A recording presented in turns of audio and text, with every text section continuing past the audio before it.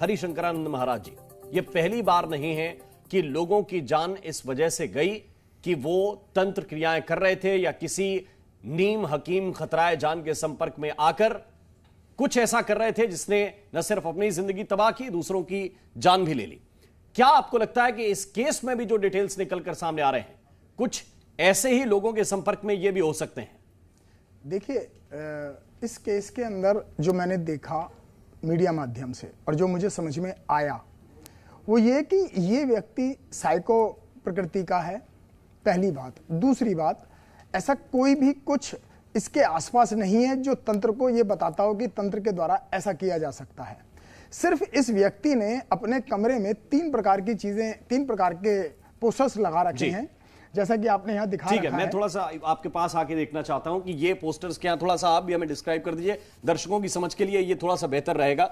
ये थे, ये देखिए, सबसे पहले ये बताइए, ये सबसे खतरनाक दिख रहा था और पूरी वॉल पर बना हुआ था जी। ये जो इसने बना के ये पोस्टर लगा रखा है और यहाँ पे इसने 66666 लिखा है। पहले तो मैं आपको बता दूं कि ये आदमी दिमाग से और सामने वाले के दिमाग से खेलता है। कैसे खेलता है? हमारे यहाँ पे 6 नंबर शुक्र देव को रिप्रेजेंट करता है, जो गुरु कहलाते हैं, शुक्राचार्य। और शुक्राचार्य जो है वो दानवों के गुरु कहे जाते हैं। ठीक है, ठीक। इसने इसी मकसद से इसको यहाँ इंगित करके और ये चित्र बनाया है और साथ में ये दर्शाना चाहता है कि मेरे पास शुक्राचार्य की सिद्धि है, जबकि ऐसा कुछ नहीं है, सिर्फ डराने का भौकाल है जी, डराने भर का। ये जो दिखाना चाहता है कि मैं शिव का भक्त हूं।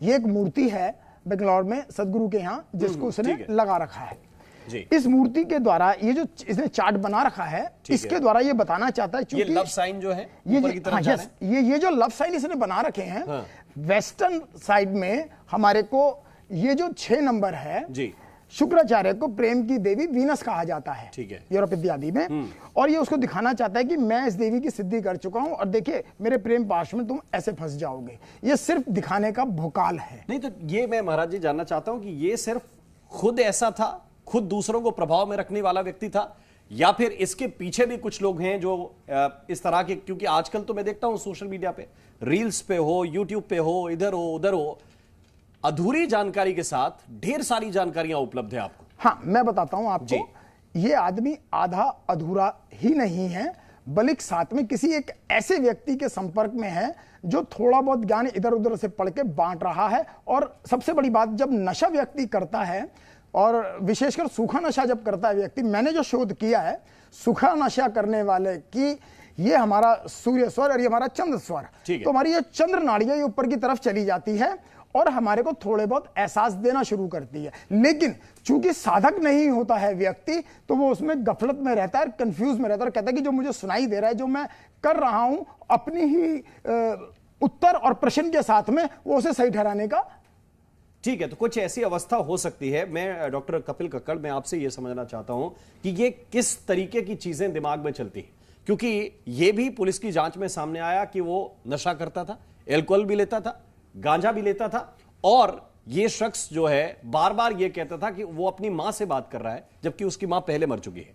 मां से संवाद करते हुए कि उसकी मां ने उससे ये कहा है, इसलिए तुम ये करो। तो देखिए, मेरी ओपनिंग लाइन मैं आपको पहले बता दूं, आपके दर्शकों को सुनना बहुत जरूरी है। मैं 6 महीने हो गए, मैंने चैलेंज करा है, कोई अधूरा हो, पूरा तंत्र वंत्र वाला हो, अगर कोई कर दे, मैं अपना प्रोफेशन भी छोड़ दूंगा, उसका 10 लाख रुपए अलग से भी दूंगा।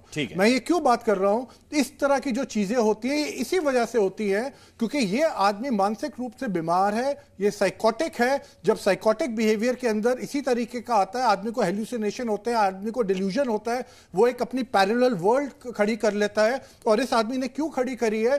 क्योंकि जब इसकी मदर की डेथ हुई, आदमी एक ग्रीफ में अवस्था में चला जाता है, और जब वो ग्रीफ से आदमी बाहर नहीं निकल पाता 3 से 4 महीने के अंदर, तो वो डिल्यूजनल हेल्यूसिनेशन जैसी चीजों में चला जाता है। उसको कहीं ना कहीं आवाज आने लग जाती है, उसको स्मेल मदर की आने लग जाएगी, उसको कुछ ना कुछ सुनाई देने लग जाएगा, वो बात करने लग जाएगा और वो उसकी एक हैबिट बन जाती है। तो वहां से उसको एक सोलेस आता है। तो इस केस में यही हुआ है, जो ये आदमी था ये साइकोटिक था, और वो जो औरत का अपना अलग ऑब्जेक्टिव था, औरत का ऑब्जेक्टिव था हस्बैंड से रिलेटेड। तो यहां पे दोनों ने एक दूसरे को अपने उसके लिए यूज किया है। ठीक है, आप कह रहे हैं कि तंत्र जैसा कुछ नहीं होता है, लेकिन